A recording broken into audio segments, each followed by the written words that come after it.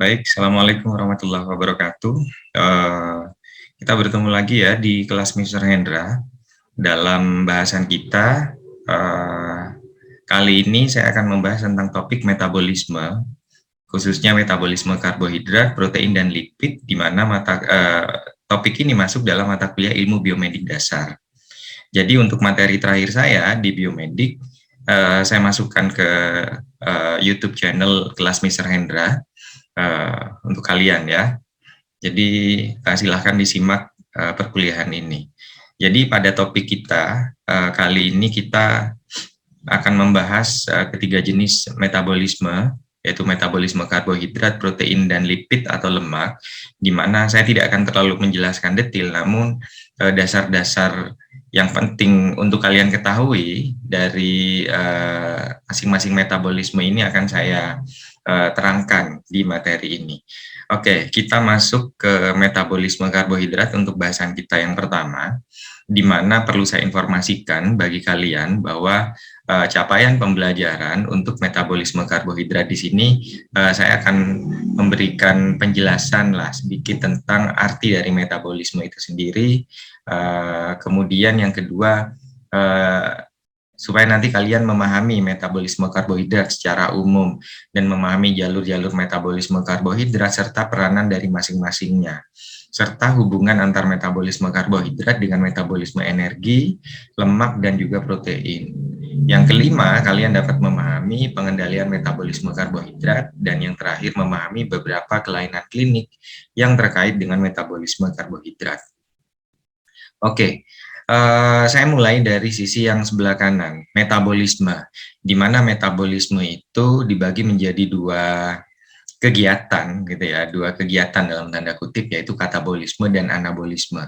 Katabolisme artinya pemecahan, sedangkan anabolisme artinya pembentukan. Nah, apa yang dipecah, apa yang dibentuk? Ini contohnya. Yang dipecah adalah molekul makro, antara lain seperti amilum yang termasuk polisakarida, daging atau telur itu protein jaringan, minyak atau mentega itu lemak jaringan. Nah, contoh-contoh yang ada ini merupakan molekul makro, di mana melalui proses katabolisme atau pemecahan, maka molekul makro tersebut akan dapat terpecah dan menjadi molekul-molekul yang lebih kecil atau molekul mikro, antara lain seperti glukosa atau manosa yang lain, berbagai asam amino, serta asam lemak dan komponen lemak yang lain. Nah, molekul mikro ini bisa dibentuk kembali melalui proses yang namanya anabolisme, pembentukan kembali menjadi molekul makro. Contohnya menjadi glikogen, ini merupakan polisakarida. Jadi molekul makro sama seperti amilum yang juga bentukannya polisakarida. Kemudian aktin atau miosin, ini protein jaringan, ini juga masuk dalam molekul makro. Dan yang terakhir adalah fosfolipid atau TG, triacylglycerol, yang merupakan lemak jaringan yang termasuk dalam molekul makro. Jadi intinya, saya ulangi sekali lagi bahwa proses metabolisme itu terdiri dari dua macam atau dua kegiatan, yaitu katabolisme dan anabolisme, pemecahan dan pembentukan, di mana katabolisme merubah, intinya adalah merubah molekul makro menjadi mikro, sedangkan anabolisme merubah bentukan molekul mikro menjadi molekul makro. Oke, saya lanjutkan ke sini, karbohidrat. Jadi karbohidrat itu ada 4 macam. Yang pertama adalah monosakarida, yang kedua disakarida, yang ketiga oligosakarida, dan yang keempat polisakarida. Nah, masing-masing ini ada contohnya. Untuk monosakarida, kita mulai dari sebelah kiri, monosakarida. Apa saja yang termasuk dalam monosakarida? Yang pertama adalah triosa. Kemudian yang kedua tetrosa, 4 pentosa, dan heksosa yang terakhir. Nah, triosa itu antara lain adalah gliseraldehid dan dihidro oksiaseton. Ini masuk dalam triosa. Yang kedua masuk dalam kategori tetrosa itu eritrosa dan eritrolose. Pentosa ini contohnya adalah ribose dan ribulose, sedangkan heksosa, glukosa, fruktosa, dan galaktosa. Ini masuk dalam golongan monosakarida. Nah, kemudian yang kedua adalah disakarida. Nah, disakarida ini artinya di itu adalah dua. Jadi terdiri dari mono dan monosakarida. Monosakarida plus monosakarida. Nah, contohnya akan saya jelaskan. Yang pertama, sukrosa. Disebut sukrosa karena dia terdiri dari gabungan antara glukosa dan fruktosa, di mana glukosa dan fruktosa ini kan merupakan monosakarida, bagian dari heksosa ya, contoh dari heksosa. Jadi dua monosakarida membentuk disakarida, glukosa fruktosa menjadi sukrosa. Kemudian laktosa ini terdiri dari gabungan antara glukosa dan galaktosa. Glukosa dan algalaktosa masuk dalam heksosa kalau di monosakarida. Sedangkan yang terakhir, maltosa ini adalah dua molekul glukosa. Glukosa plus glukosa menjadi maltosa. Nah, dikatakan disakarida. Yang ketiga adalah oligosakarida, contohnya maltotriosa. Sedangkan yang terakhir adalah polisakarida, banyak sakarida, contohnya amilum, amilosa, amilopektin, kemudian glikogen, dextrin, dan selulose. Jadi ini adalah slide ini adalah materi hafalan ya, bahwa karbohidrat itu terdiri dari 4, mono, di, oligo, dan polisakarida, di mana masing-masingnya sudah saya jelaskan baru saja. Nah, bagaimana peranan glukosa itu sendiri bagi beberapa organ penting di dalam tubuh kita? Nah, yang pertama, bagi otak, apa peranan glukosa? Yang jelas adalah untuk proses oksidasi dalam hal menyediakan energi. Yang kedua, alfa-ketoglutarat, di mana alfa-ketoglutarat ini adalah untuk detoksifikasi NH3 atau amonia, di mana amonia itu dalam jumlah yang banyak atau menumpuk, dia dapat bersifat toksik bagi otak. Makanya dengan dibentuknya alfa-ketoglutarat, maka dia akan dapat mendetoks amonia yang sifatnya toksik bagi otak. Kemudian yang ketiga adalah peranan glukosa sebagai neurotransmitter. Yang kedua adalah organ liver atau hati. Jelas yang sama ya. Untuk yang pertama di organ liver untuk proses oksidasi menghasilkan energi. Kemudian glikogen berperan dalam pembentukan glikogen ya dari glukosa, karena glukosa nanti akan dipecah dan disimpan dalam bentuk glikogen di hati. Nanti akan ada penjelasannya di slide setelah ini. Yang ketiga, peranan glukosa ini pada jalur HMP atau heksose monoposfat, terutama dalam menghasilkan NADPH dan juga ribose. Penjelasannya ada tersendiri tentang jalur HMP. Jalur oronat, ini UDP glukonat, kemudian yang kelima sintesis asam amino, yang terakhir pembentukan asam lemak menjadi TG, yang terakhir menjadi VLDL atau very low density lipoprotein. Ini di organ liver. Bagaimana di organ otot atau muscle? Yang pertama oksidasi dalam hal untuk penyedia atau penyuplai energi sama. Kemudian ada juga sama seperti liver, bahwa di otot atau muscle juga penting untuk penyimpanan glikogen. Selanjutnya adalah adipose atau jaringan lemak. Untuk yang pertama adalah sama untuk oksidasi dalam hal menyediakan energi, kemudian lipogenesis yang nantinya akan dirubah menjadi TG. Selanjutnya adalah eritrosit atau sel darah merah. Apa saja peranan glukosa di eritrosit? Sama untuk oksidasi pada dasarnya, semuanya adalah untuk oksidasi, menghasilkan energi. Yang kedua untuk bifosfogliserat, untuk proses disosiasi HbO2 atau oksihemoglobin. Yang ketiga jalur HMP, sama ya, jalur HMP untuk menyediakan NADPH yang fungsinya nanti dapat mencegah ROS atau ROS atau Reactive Oxygen Species. Apa saja, apa pengertian dari ROS atau Reactive Oxygen Species? Nanti kita bahas, entah di diskusi di kelas atau di kesempatan yang lain. Oke, ini juga termasuk penting bagi kalian. Jadi saya akan sedikit menjelaskan secara detail tentang suatu proses yang ada 4 proses. Yang pertama di sini adalah glikolisis. Nah, glikolisis di sini tujuannya adalah untuk memperoleh energi. Yang kedua adalah penyedia pirufat untuk mendorong ke siklus asam sitrat atau SAS ya, singkatannya adalah SAS. Yang ketiga adalah sebagai jalur interkonversi karbohidrat, protein, lemak. Jadi jalur namanya dinamakan jalur interkonversi, artinya dia bisa saling berkaitan dalam satu cycle untuk membentuk energi baik dari karbohidrat, protein maupun lemak.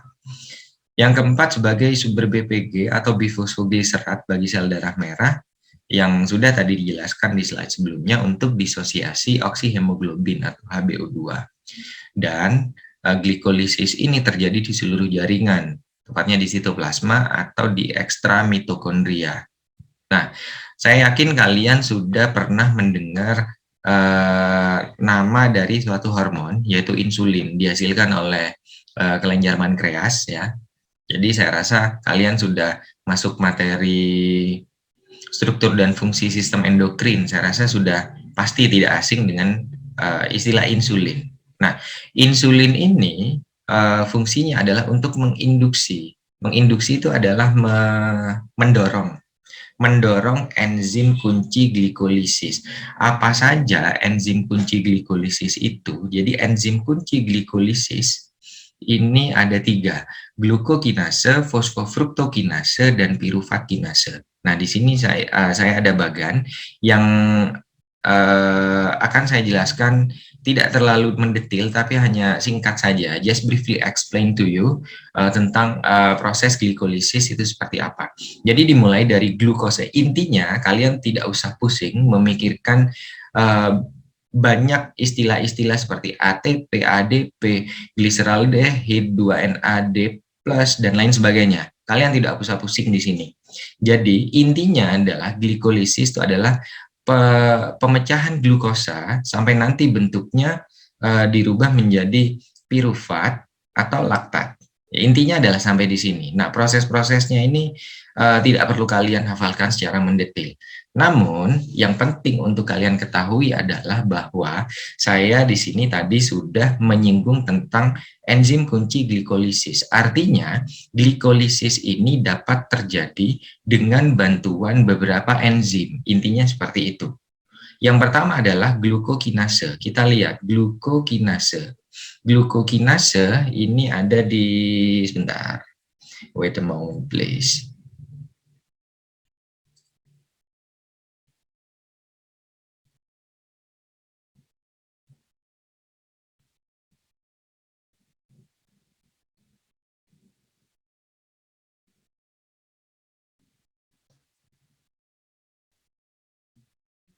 Oke, nah di sini dalam bagian yang ada di sebelah kanan ini dari glukose, dari glukose sampai dia dirubah menjadi piruvat atau laktat, ini ada enzim yang berperan membantu dalam proses glikolisis. Yang pertama adalah glukokinase, kemudian yang kedua adalah fosfofruktokinase, yang terakhir adalah piruvat kinase. Nah, ini 3 ini adalah enzim kunci dari glikolisis, di mana dengan dilepaskannya insulin dari kelenjar pankreas, si insulin itu, hormon insulin ini dapat menginduksi ketiga enzim kunci glikolisis ini sehingga glukosa dapat dirubah menjadi piruvat. Jadi intinya adalah seperti itu. Nah, kemudian yang kedua adalah gluconeogenesis. Jadi kalau tadi yang pertama adalah glikolisis, yang kedua adalah gluconeogenesis. Jadi bisa diartikan gluconeogenesis itu adalah pembentukan glukosa dari senyawa non-karbohidrat. Pembentukan glukosa dari senyawa non-karbohidrat, atau bisa diartikan jalur untuk merubah senyawa non-karbohidrat menjadi karbohidrat. Ya, intinya dibolak-balik sama lah. Nah, menjadi pemasok glukosa darah saat puasa dan kelaparan atau starvasi. Di mana tempatnya? Jadi berlangsung terutama di hepar dan kecil sekali terjadi di ginjal. Bisa, tapi kecil sekali. Dan terutama biasanya terjadi di hepar atau hati. Terjadi serentak dengan pengendalian glikolisis dan berlawanan arah. Jika glikolisis yang tadi itu dipacu, maka gluconeogenesisnya dihambat. Atau sebaliknya, jika glikolisisnya dihambat, maka gluconeogenesisnya itu terpacu. Jadi sekali ngebalikan. Tidak pernah terjadi keduanya terpacu secara bersama-sama. Oke, jadi penjelasannya nanti ada di slide setelah ini. Dan insulin ini merepresi, jadi menekan. menekan enzim kunci gluconeogenesis. Apa saja enzim kunci gluconeogenesisnya? Ini yang pertama adalah glukosa 6-fosfatase, yang kedua fruktose 1,6-bifosfatase. Jadi ikatan fruktosanya ini ada di rantai nomor 1 dan 6, makanya disebut bifosfatase. Dua fosfat di rantai nomor 1 dan 6. Yang ketiga adalah PEP, fosfoenol pirufat karboksikinase. Jadi 3 enzim kunci dari gluconeogenesis ini ada 3, di mana insulin berfungsi untuk menekan kerja dari ketiga enzim kunci gluconeogenesis. Glukosa 6-fosfatase, fruktose 1,6-bifosfatase, dan yang terakhir adalah PEP karboksikinase. Jadi ada di sini nih, PEP, fosfoenol pirufat karboksikinase.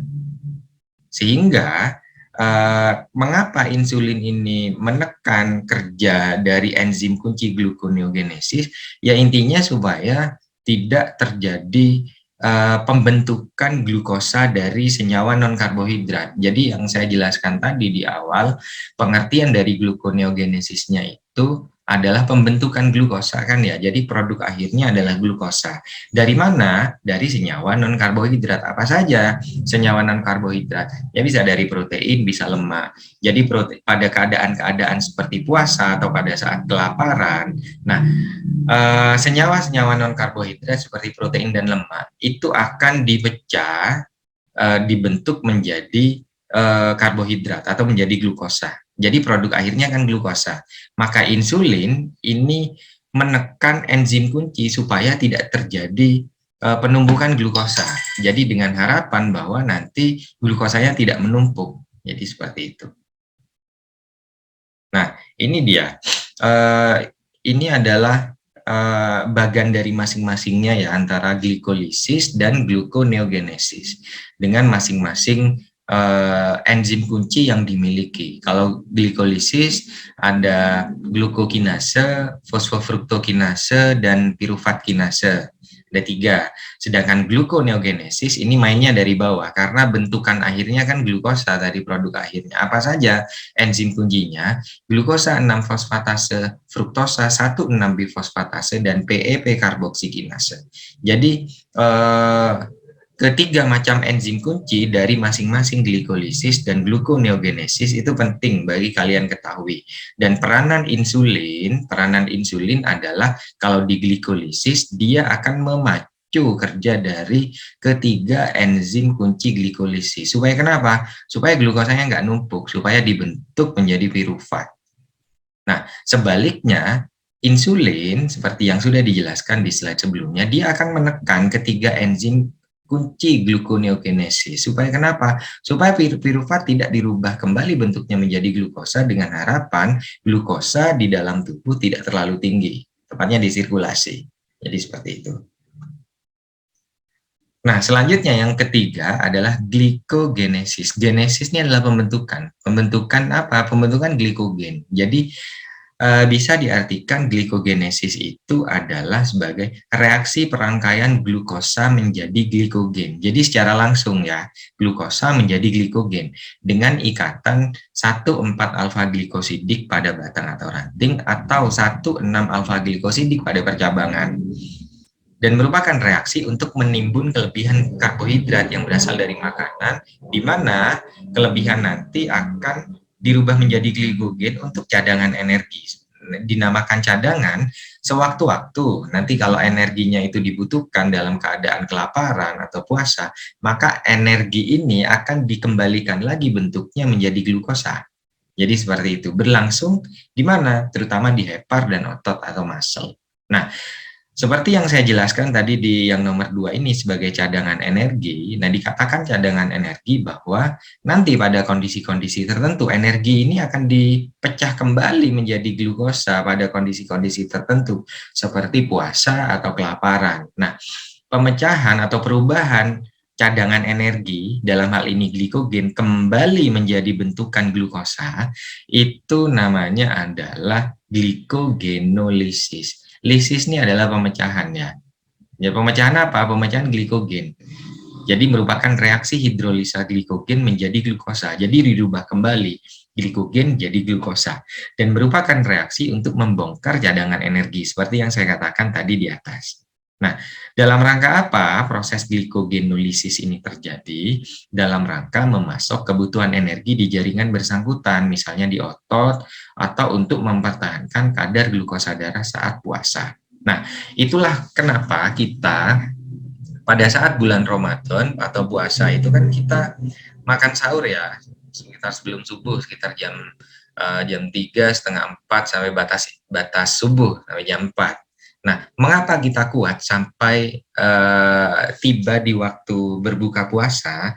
Karena pada saat sahur kan kita memasok karbohidrat ya, setidaknya kita makan atau minum yang manis pada saat makan sahur, di mana makanan atau diet yang masuk ke tubuh kita itu merupakan apa istilahnya, karbohidrat gitu, karbohidrat yang nanti akan disimpan sebagai cadangan energi, sebagai glikogen. Kalau kita berbicara dalam konteks glikogenesis ini, kan dirubah bentuknya menjadi glikogen dan disimpan sebagai cadangan energi.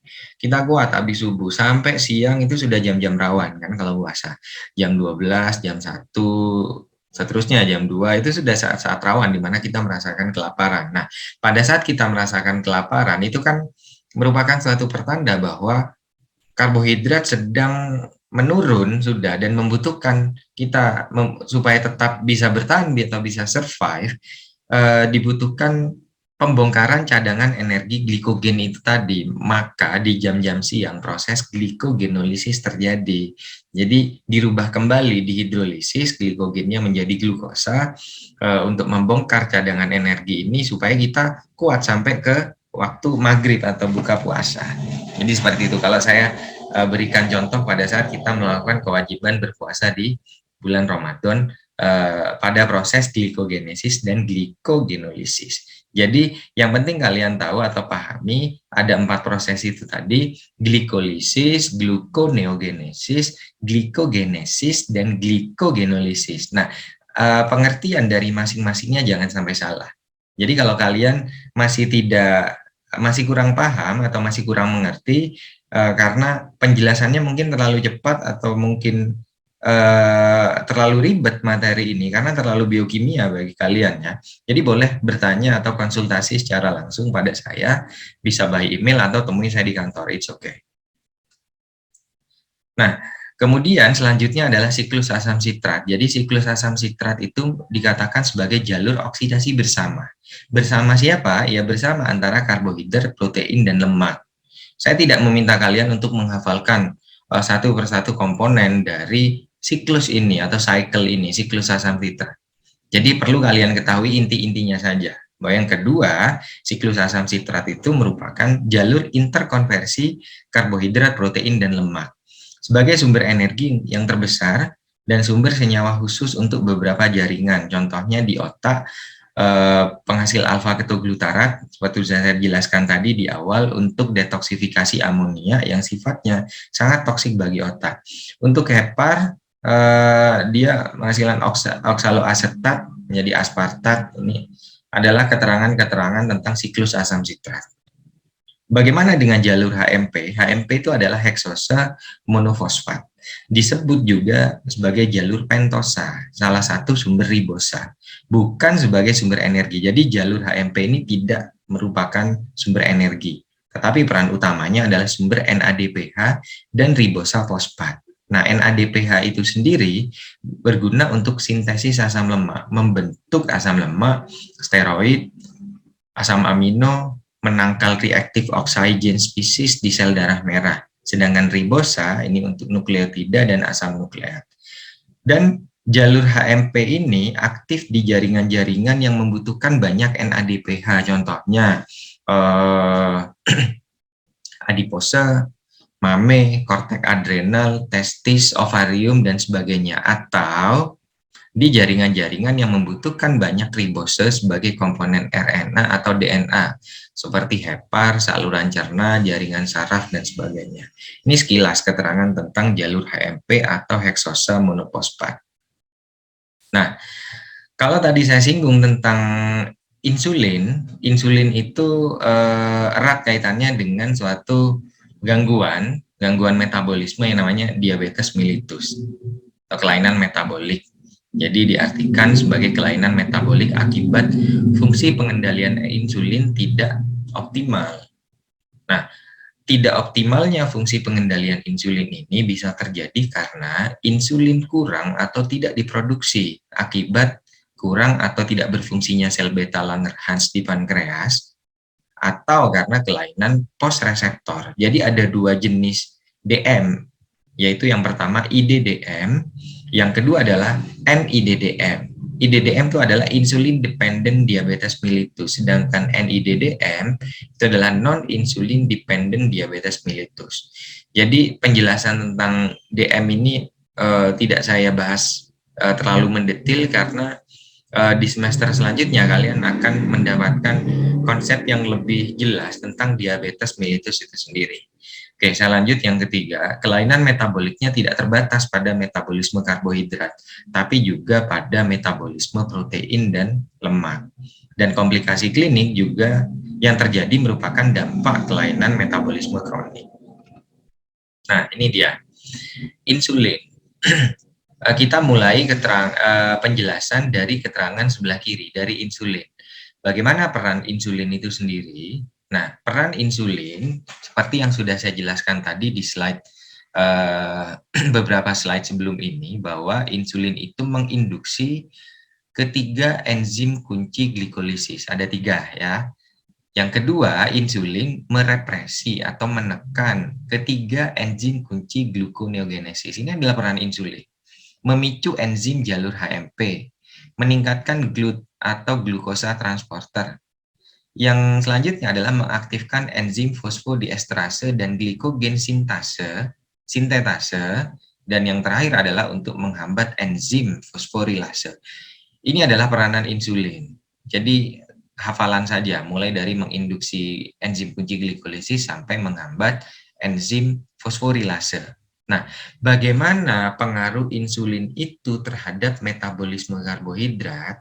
Nah, ini saya sengaja meluruskan, ya, jadi membuat dalam satu garis lurus bahwa peranan insulin yang pertama adalah tadi dijelaskan menginduksi atau memicu enzim kunci glikolisis, sehingga pada metabolisme karbohidrat glikolisisnya akan meningkat karena insulinnya menginduksi. Namun sebaliknya, insulin akan menekan enzim kunci gluconeogenesis, maka pada metabolisme karbohidrat, gluconeogenesisnya akan dihambat atau akan mengalami penurunan. Yang ketiga, karena insulin memicu enzim jalur HMP, maka jalur HMP-nya akan meningkat. Yang keempat, karena insulin meningkatkan glukosa transporter, maka dalam metabolisme karbohidrat, glukosa akan mudah masuk ke jaringan. Yang kelima, insulin mengaktifkan enzim fosfodiesterase dan glikogen sintetase. Maka dalam metabolisme karbohidrat, glikogenesisnya atau pembentukan glikogennya itu akan meningkat. Pun sebaliknya, si insulin menghambat enzim fosforilase sehingga glikogenolisisnya akan menurun. Jadi ini adalah gambaran bentuk yang normal. Bagaimana insulin itu perannya dalam metabolisme karbohidrat. Ini adalah gambaran normal. Pada kondisi-kondisi yang abnormal seperti kondisi DM, maka kebalikannya itu akan terjadi. Di mana dikatakan di slide ini bahwa diabetes mellitus itu merupakan suatu keadaan di mana fungsi pengendalian insulinnya tidak optimal. Artinya insulin tidak dapat berperan sesuai fungsi normalnya. Yang 6 ini tidak bisa melakukan peranannya secara normal pada kondisi DM. Sehingga kondisi-kondisinya akan berbalik seperti yang normal, di mana kalau normal glikolisisnya meningkat, pada kondisi DM-nya glikolisisnya akan menurun. Kalau glikolisisnya menurun, ya berarti glukosa akan sedikit yang dirubah menjadi pirufat. Artinya glukosa jumlahnya akan meningkat atau menumpuk. Kemudian yang kedua adalah gluconeogenesisnya meningkat. Gluconeogenesisnya meningkat berarti pembentukan karbohidrat dari senyawa non-karbohidrat akan ditingkatkan. Artinya produk akhir glukosanya akan meningkat. Jalur HMP-nya akan menurun, glukosa susah masuk ke jaringan karena insulin tidak meningkatkan glukosa transporter. Akhirnya glukosa susah masuk ke jaringan. Dia tetap ada di sirkulasi. Glikogenesisnya akan menurun, glikogenolisisnya akan meningkat. Di mana intinya dari penurunan dan peningkatan masing-masing ini, dia akan dapat menyebabkan suatu kondisi yang namanya hiperglikemia atau tingginya kadar kadar glukosa di dalam sirkulasi darah, yang dimana kondisi ini lazim terjadi pada kondisi diabetes mellitus. Jadi ini penjelasan dari slide ini. Oke, kemudian selanjutnya adalah yang penting untuk saya jelaskan pada kalian adalah gejala klinik DM atau diabetes mellitus. Jadi kita sering mendengar dengan istilah 3P untuk gejala klinik DM. Polidipsi, polifagi, dan poliuri. Nah, mengapa disebut polidipsi? Penjelasannya ada di sini. Pada orang yang DM lazim terjadi suatu kondisi yang namanya hiperglikemi, yaitu tingginya kadar glukosa di dalam sirkulasi darah. Nah, kondisi hiperglikemi ini akan dapat menyebabkan osmolaritas darahnya meningkat, sehingga cairan intrasel tertarik keluar. Ya, dari cairan di dalam sel itu akan tertarik keluar ke ekstrasel, sehingga akan terjadi dehidrasi. Makanya akan banyak minum karena akan merangsang pusat haus pada saat tubuh terjadi dehidrasi. Ini penjelasannya bahwa pada pasien yang DM ini dapat menyebabkan osmolaritas darahnya meningkat sampai terjadi dehidrasi sehingga pasien akan banyak minum. Bagaimana dengan polifagi? Nah, kondisi hiperglikemi ini dapat menyebabkan glukosa sulit masuk ke jaringan. Karena kenapa? Karena insulinnya kan tidak merangsang glukosa transporter sehingga glukosanya sulit masuk ke jaringan. Di mana fungsinya GLUT atau glukosa transporter kan supaya untuk mempermudah masuknya glukosa ke dalam jaringan. Kemudian karena glukosa tidak dapat masuk ke jaringan, maka oksidasi glukosanya terhambat sehingga terjadi polifagi. Bagaimana dengan poliuri? Kalau banyak kencing, ini kondisi hiperglikemi dapat menyebabkan osmolaritas urin meningkat, di mana jika terjadi peningkatan pada osmolaritas urin, maka volume urinnya akan meningkat juga. Karena akan terjadi diuresis osmotik, pasien yang mengalami DM atau menderita diabetes mellitus akan banyak kencing. Nah, keadaan osmolaritas urin yang juga meningkat ini dapat juga menyebabkan glukosuria atau adanya kandungan glukosa di dalam urin, sehingga kan tidak heran kalau pada pasien dengan diabetes mellitus itu kan apa istilahnya bekas tempat dia kencing kan biasanya banyak semut yang datang karena kencingnya manis, makanya istilahnya disebut kencing manis DM itu. Nah, bagaimana dengan intoleransi laktosa? Ini intoleransi laktosa sering ditemukan pada bayi atau anak dengan penyebab insufisiensi laktase atau kekurangan suatu enzim laktase, sehingga laktosa tidak tercerna dan menumpuk di usus.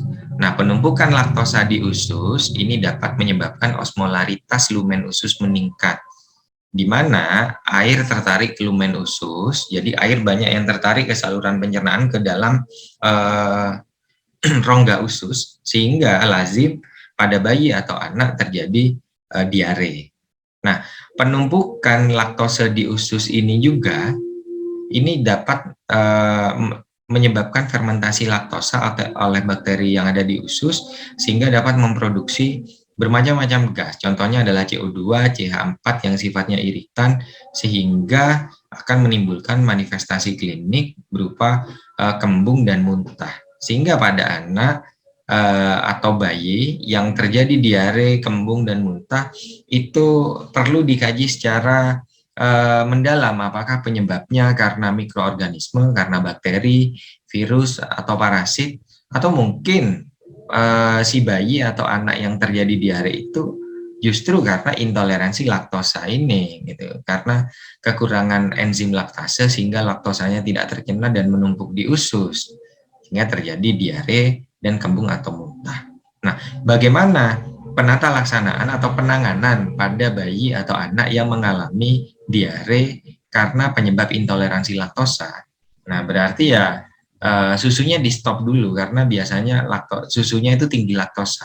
Jadi diganti dengan sementara waktu diganti dengan susu rendah laktosa atau LLM ya, low lactose milk LLM, sampai diarenya atau gejala-gejalanya ini membaik, sembuh, baru boleh ganti susu lagi, tidak memakai LLM lagi, boleh.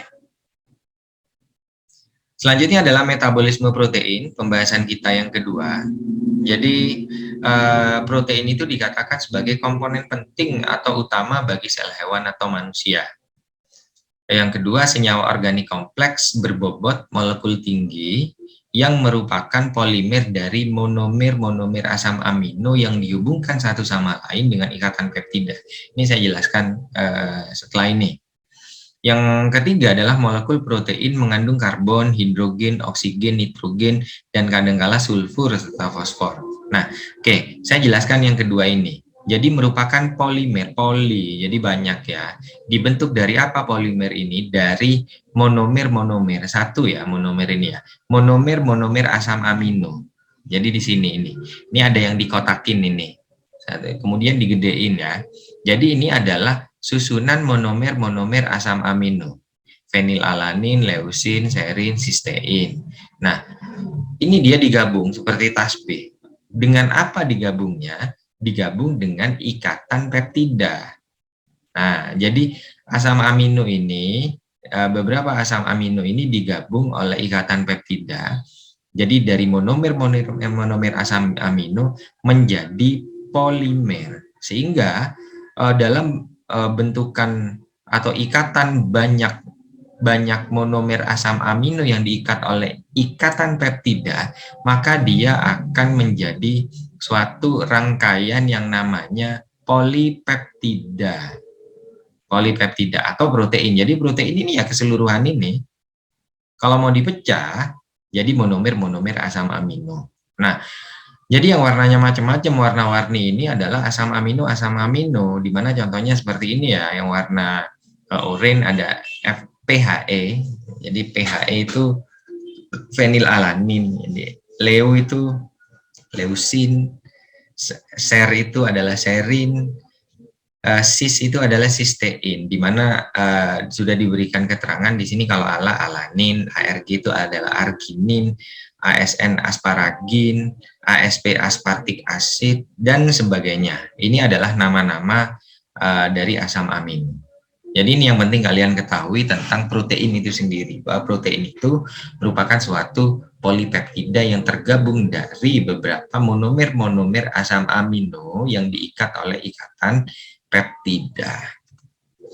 Apa peran protein itu? Yang pertama adalah sumber energi bagi tubuh selain karbohidrat ya.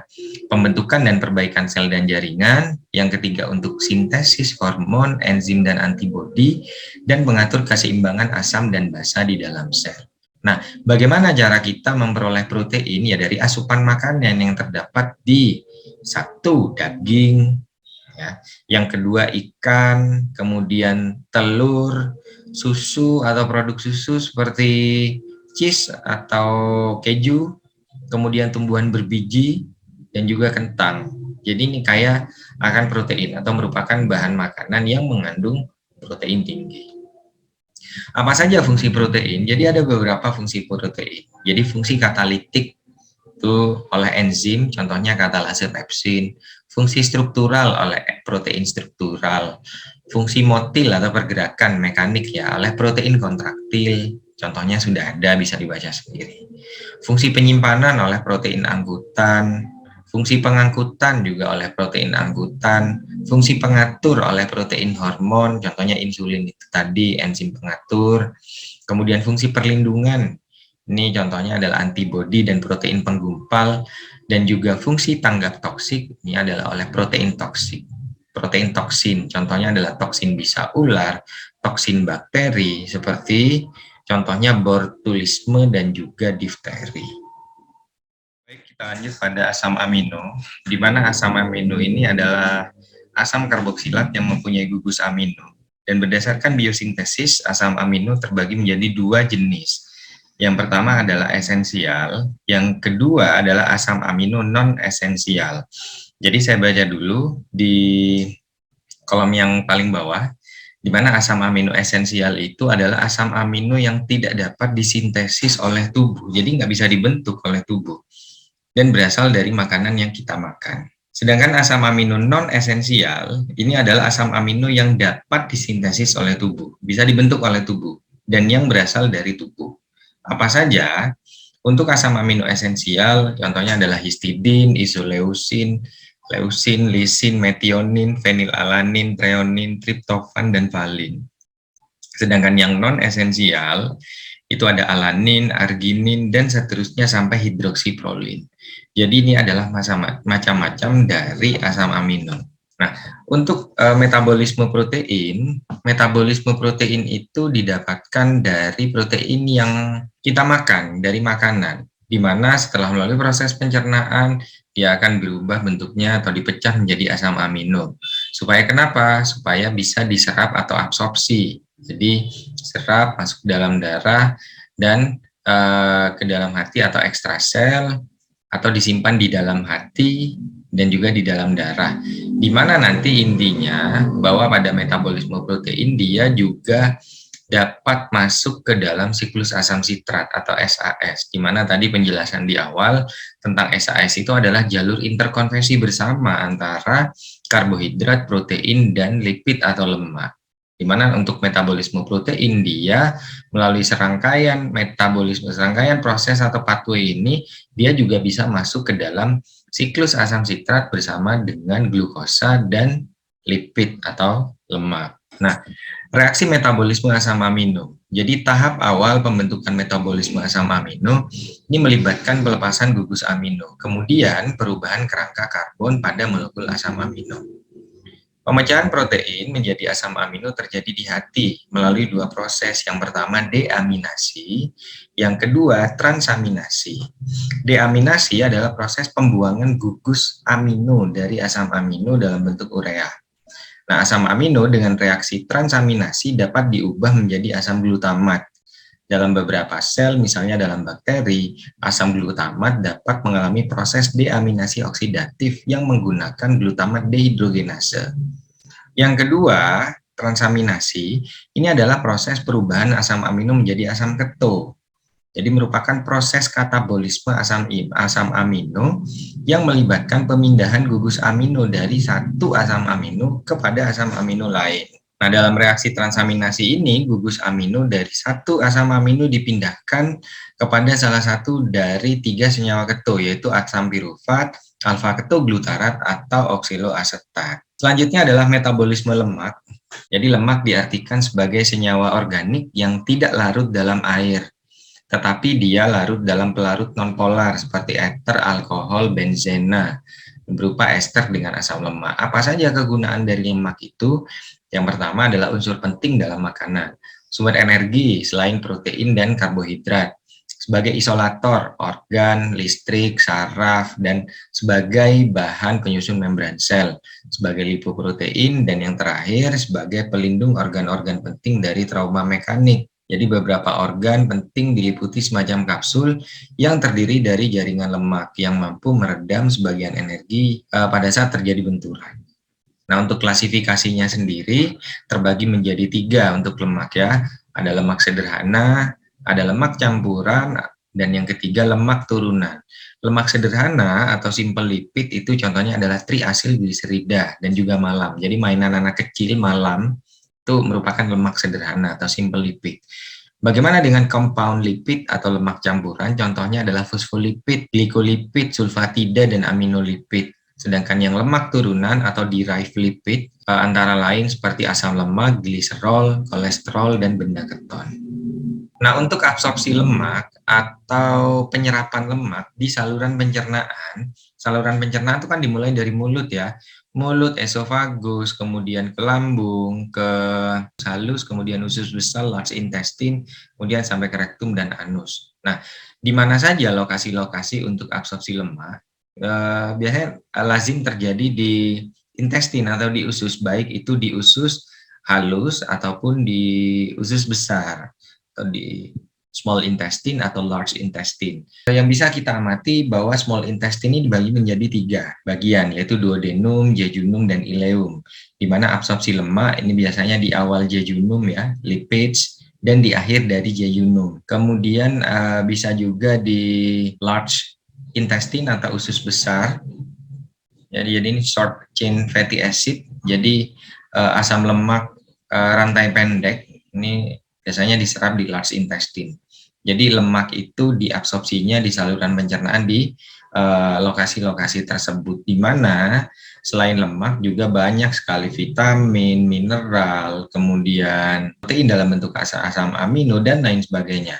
Jadi bisa kalian baca sendiri di sini apa-apa saja yang diserap atau diabsorpsi di masing-masing saluran cerna, baik itu di lambung, kemudian di duodenum, lanjut ke yeyunum, ileum, ke usus besar, apa saja komponen-komponen yang diserap selain lemak itu bisa diamati sendiri di sini. Nah, untuk pencernaan dan absorpsi lipid ini mutlak diperlukan asam-asam atau garam empedu yang mengemulsifikasi lipid dalam traktus digestivus. Jadi untuk supaya bisa diserap atau diabsorpsi, lemak itu perlu diemulsifikasi oleh garam-garam empedu dan melarutkannya dalam misel yang dibentuk oleh asam-asam atau garam empedu tersebut. Mula-mula enzim lipase pankreas menghidrolisis ikatan ester asam-asam lemak yaitu alfa-TG menghasilkan 2 monoasilgliserol yang sebagian diabsorpsi ke dalam sel epitel mukosa intestinum. Sisa dan 2 monoasilgliserol yang tidak diabsorpsi ini diisomerasikan menjadi 1 monoasilgliserol.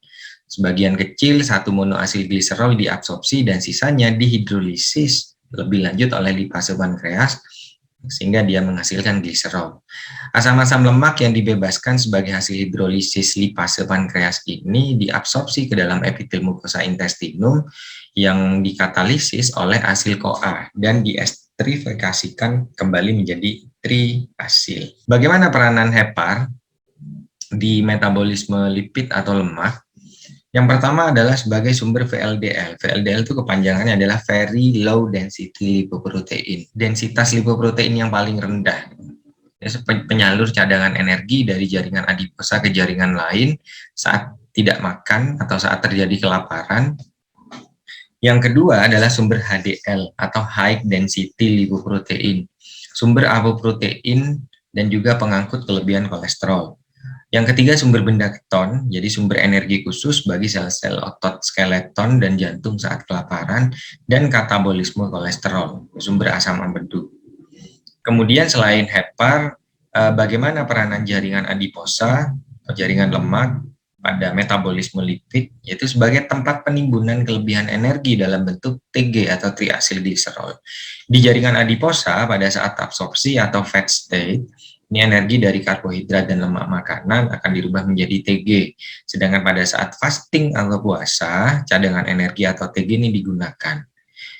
Pada saat starvasi atau akhir starvasi, ini TG merupakan cadangan utama yang dipakai. Ini adalah slide terakhir dari bahasan metabolisme kita untuk bahasan metabolisme karbohidrat, protein, lemak, di mana kesimpulan dari metabolisme lemak ini, mari kita mulai dari sebelah kiri, gambar sebelah kiri ya, ini arah kebalikan jarum jam. Jadi sudah ada nomor-nomornya nih ya, 1, 2, 3, 4, 5, 6, 7. Jadi kita mulai dari sini. Fat ingested in diet, jadi lemak didapatkan melalui proses pencernaan melalui makanan yang kita makan. Kemudian dia masuk pada proses yang pertama. Jadi bile salt atau garam empedu ini mengemulsifikasikan, emulsify dietary fats in the small intestine and forming mixed micelles. Jadi garam empedu ini akan mengemulsifikasikan lemak yang didapatkan dari makanan yang kita makan, di mana di small intestine atau usus halus. Hingga setelah diemulsifikasikan, lemaknya itu akan dibentuk menjadi bentukan-bentukan misel. Kemudian yang kedua, intestinal lipases degrade triacylglycerol. Jadi lipase-lipase yang terdapat di saluran pencernaan ini akan mendegradasi, jadi akan memecah triacylglycerol. Mana fatty acids and other breakdown products are taken up by intestinal mucosa and converted into triacylglycerol. Jadi asam lemak dan beberapa produk-produk pecahan, jadi produk-produk pecahan yang lain ini diambil oleh mukosa di intestinal dan dikonversikan juga menjadi triacylglycerol. Nah, yang keempat, triacylglycerols are incorporated with cholesterol and apolipoprotein into kilomikron. Jadi ini bentukan kilomikronnya. Sehingga kilomikron ini akan berpindah atau move through lymphatic system and bloodstream to tissue. Jadi dia akan pindah ke jaringan melalui sistem limfatik dan juga melalui peredaran darah atau bloodstream. Setelah itu, nomor 6, lipoprotein lipase atau lipoprotein lipase activated by apoprotein C number 2 in capillary and release fatty acid and glycerol. Jadi enzim lipoprotein lipase ini akan teraktivasi oleh apolipoprotein C2 di kapiler yang akan melepaskan asam lemak dan juga gliserol. Sehingga fatty acid enter cells nomor 7, jadi asam lemak dapat memasuki sel dan dia, si fatty acid ini nasibnya pada saat sudah masuk ke dalam sel, oxidize as full or re-esterified for storage. Jadi teroksidasi dan terreesterifikasi untuk disimpan di dalam sel. Jadi ini adalah proses dari metabolisme lemak itu sendiri. Kemudian pada yang sebelah kanan ini, ya, pada sebelah kanan, di mana pada saat makanan didapatkan dari proses pencernaan sampai di lambung, maka keberadaan bile salts atau garam empedu ini penting untuk mengemulsifikasikan lemak. Jadi bile salts ini dalam kurung adalah emulsifiers, jadi sebagai pengemulsifikasi dari lemak supaya bisa diabsorpsi. Terusnya dia triacylglycerol transported through bloodstream via very low density lipoprotein, kemudian melalui small intestine. Ya, small intestine contains, jadi terdiri dari hydrolytic enzyme from pancreas. Jadi terdapat enzim-enzim hidrolisis yang dikeluarkan oleh pankreas, di mana triacylglycerol transported through bloodstream via kilomikron. Jadi beda ya. Kalau triacylglycerol transported through bloodstream via very low density lipoprotein, ini arahnya dari sini, dari hepar, sedangkan kalau dari salur pencerna ini via kilomikron. Di storage di mana arahnya? Nanti akan disimpan di adiposa atau jaringan lemak. Jadi storage as triacylglycerol, di mana nanti jika dibutuhkan akan dipecah ke organ-organ metabolik seperti muscle, liver, dan juga jantung. Dia fatty acid associated with albumin, dan nanti fungsinya adalah untuk pemecahan energi atau ATP. Jadi mungkin itu saja bahasan singkat kita tentang metabolisme karbohidrat, protein, lemak, dan tidak menutup kemungkinan juga bagi kalian yang ingin menghubungi saya via email, sudah saya cantumkan alamat email saya maupun kontak WA saya untuk kalian jika ingin mendiskusikan materi-materi di ilmu biomedik dasar yang saya bahas. Mungkin itu saja dari saya. Terima kasih atas perhatiannya untuk mata kuliah, untuk materi terakhir di mata kuliah ilmu biomedik dasar. Sampai jumpa lagi mungkin di semester depan ya, bersama saya kembali di semester genap nantinya. Dan jangan lupa untuk subscribe YouTube channel Kelas Mr. Hendra, karena materi-materi saya akan saya upload di sini supaya kalian bisa mudah untuk mengulang kembali materi mengulang kembali penjelasan jika ada penjelasan-penjelasan yang lewat. Jadi bisa kalian pause and play, repause and replay gitu. Jadi oke, saya tutup. Billahi taufik wal hidayah. Wassalamualaikum warahmatullahi wabarakatuh.